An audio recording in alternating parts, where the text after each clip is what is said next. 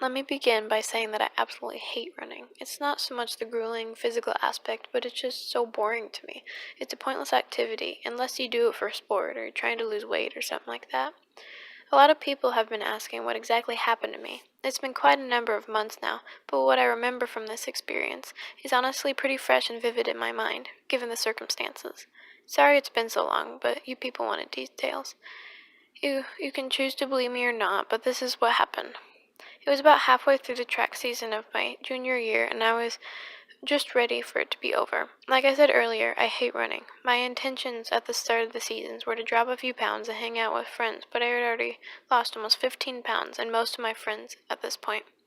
The first week that the track began, my two closest friends, along with the girl I loved and her two friends, were in the car on the highway when they had a head-on collision with a drunk driver. Her two friends both survived, along with my best friend, who I hear is now just able to walk again. My other good friend and my girlfriend, we'll call her Nicole, weren't as lucky. This might sound selfish or heartless, but damn it, I wish her friends would take it instead of her. I refuse to go into detail about their deaths, but that's all you need to know for now. After they passed away, I was completely devastated. As you would expect, Nicole and I were very serious. We're serious as high school relationships could be. We had been together for a little over 2 years, and there wasn't a doubt in my mind that I would marry her after we graduated. I was utterly in love with her. I never sunk to a state of insanity, but I entered a massive state of depression, and I pretty much cut off all communication with any other of my friends, even my friend that was in the hospital from the crash. I feel horrible for never visiting him, but I just didn't want to accept what had happened. I still don't. I don't want you to think I'm insane, because I'm not. Obviously, I'm sane enough to write this, and I'm sane enough to come to the realization that I was depressed, which is normal behavior for what I experienced. The way things happened are confusing, and the way that I present this story is the best way I know how to, showing you all exactly what was running through my mind. I swear to God, I'm not insane. The rain was beating heavily against the already muddy ground, transforming the dirt path into a massive slide. I had to be careful with every step as I stomped down the momentarily steep slope. My feet were sliding in every direction with each forward motion. It was what seemed to be a horrible day for a run, but not for me. I only enjoyed running when it was in the rain. It was exhilarating. I was stumbling quite uncontrollably down the trail, following the rest of the runners I was with. My momentum combined with inertia in the poor weather created an unstoppable force that couldn't be slowed down. Unless, of course, I were to trip and face plant into the mud. I did. I lay motionless for a few moments before I realized that I needed to get up and keep close to the group. These woods were incredibly dense, and the trail parted many different ways more than once throughout. This was certainly not an ideal time to be lost. My focus instantly switched from getting all the mud off my face to catching up with the rest of the runners. I ran distance, and on this day in particular, we were running through the massive forest and the trail system right behind our school. We technically weren't permitted to run back there, but it was our only option when we needed to run a lot of hills in our workout. Nothing could really go wrong, anyway. I sprinted forward for a minute or so when I came to a part where the trail continued to go straight, or you could make a sharp left. Of course, I thought, there had to be a turn right now. I stopped and thought which way I would go if I were a group of teenage boys, so I chose to go straight. I picked up my sprint again and held it for no longer than 90 seconds before I had to catch my breath. I slowed down enough to breathe, but my survival instincts told me I needed to find my group. I couldn't figure out why they had turned around to come back and look for me. They had to have noticed I was gone by now. They weren't leaving me on purpose, were they? No, I told myself they weren't. That's insane. They wouldn't do that. The rain was pouring harder and harder as I frantically searched for my team. Time was passing, and I knew the run would be over soon. I kept searching long after I knew they were gone, and there was no hope of finding them. I had lost track of time, and I didn't bring a watch or a phone or anything. I couldn't use the sun to judge the time because I had no idea where it was hidden behind the ominous clouds. I wasn't familiar with these trails at all, and the panic really set in when I realized how lost I was.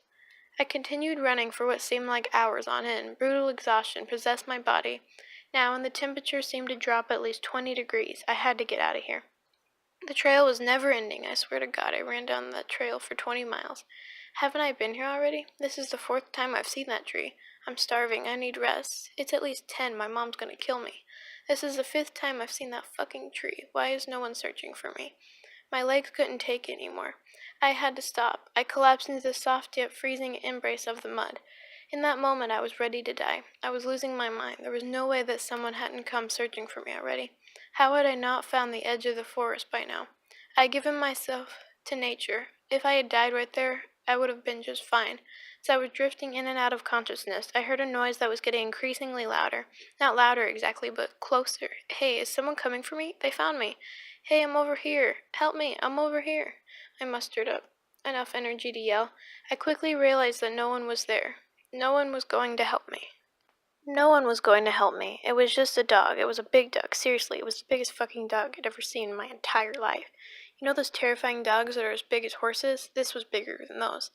The dog's incessant barking was muffled by the rain pounding in my ear, which had made me numb to noise at this point. I knew that I was in danger as I heard the barking draw nearer and nearer. I jumped to my feet as the dog approached me, ready to fight for my life. To my surprise, the dog simply stopped about 10 feet from me and began barking even more rapidly. It didn't appear to want to attack me, but I knew that it was very clear and present danger. I needed to make my move. I knew I didn't have nearly enough energy to outrun this horse/dog creature, so I scanned the ground for any sort of tree, limb, or weapon. The ground was pretty clear other than the inch-thick mud covering all the green grass and the dirt path. I was standing in the middle of a forest, and there weren't any sticks on the ground. This was just not my day. I looked up, and the rain drilled into my eyeballs as I stared into the night sky. The moon was almost full, and it illuminated the area surprisingly well through the looming trees overhead. I wiped my eyes clear of the rain and faced the dog. Its blurred vision began creeping towards me slowly, and I knew I had to attack. I lunged at it with whatever force I had within me and elbowed it right in the neck. I gave it a couple of quick blows to the head and jumped off to begin running away. It barked and whimpered furiously from behind me as I headed deeper into the forest. My running continued for a few minutes, but I had no energy. I hadn't eaten in about 8 hours, and I knew it must have been close to midnight by now. The running had taken its toll on my body, and I needed rest. I would have done anything to be home in bed. Fortunately, the rain was calming down quite significantly at this point. There was only a slight drizzle coming from the calm sky. I came to a clearing in the forest. I haven't been here before, I thought. The clearing was empty except for a big tree and a stump in the middle. There were no trees inside of the massive, empty circle of land, but trees surrounded the whole area. The moonlight reflected perfectly through the sky on the stump in the very center. Words can't explain how beautiful a sight this was. It was truly a majestic scene. It was exactly how you would imagine, like something in a movie. I walked towards the center slowly, but I stopped because I knew I must be hallucinating. There was no way this was real. It was all too perfect. I heard something shuffle around in the trees. A bright red bird emerged and landed delicately on the tree stump. I felt a lump in my throat instantly. Memories came flooding back to me. Oh, so you're saying you could beat me? I know I could beat you. Don't you remember that time in New Year's? We didn't get to finish the game, but I was beating you so bad. Oh, whatever. That doesn't count. I hardly even remember it. I was too occupied by your drunk grandmother. Don't bring that sweet lady into this. I don't want to hear your excuses. We were always bickering about stupid stuff. It was never entirely serious, and the conversation always contained laughter and playful flirtation. That was what I loved about Nicole. She could take a joke. I could say something slightly insulting to her, and she would return it with something twice as mean. She was even more sarcastic than myself, which is difficult to find. The air was fresh, and the sun had just begun to set. It was the end to a perfect day together at the park, where we had a picnic and made each other play on the children's playground that was much too small for teenagers. There was a big hill that overlooked the entire area, and that's where we were to watch the sunset. A single large oak tree rested above us as we hoarded its shade. Nicole leaned up against me, resting softly as our breathing patterns seemed to match each other. A rustle was heard in the tree above us, and a flash of red darted towards the ground a couple feet from us. Oh, don't scare it, Nicole said in somewhat hushed tone. Look how beautiful it is. It was a little red bird with black wings and a tail. It's a scarlet tanager, she exclaimed. I couldn't help but let out a laugh. Why do you even know that, you nerd? I replied painfully.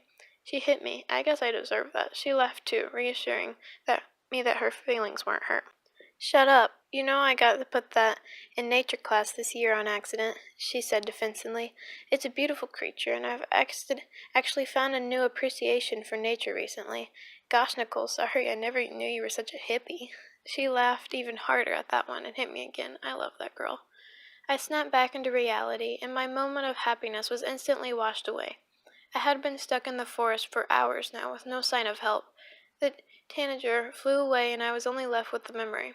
I was destroyed, physically and emotionally. I saw something on the other side of the clearing. It was barely moving between some trees, slowly. My first thought that it was just an animal, and I almost shrugged it off, but it seemed to be wearing some sort of rope. I walked even closer, and I stopped beside the tree stump, and I began to make out the image of a person. They were wearing what appeared to be a white dress, and I was taken back by why someone was in the forest wearing a dress.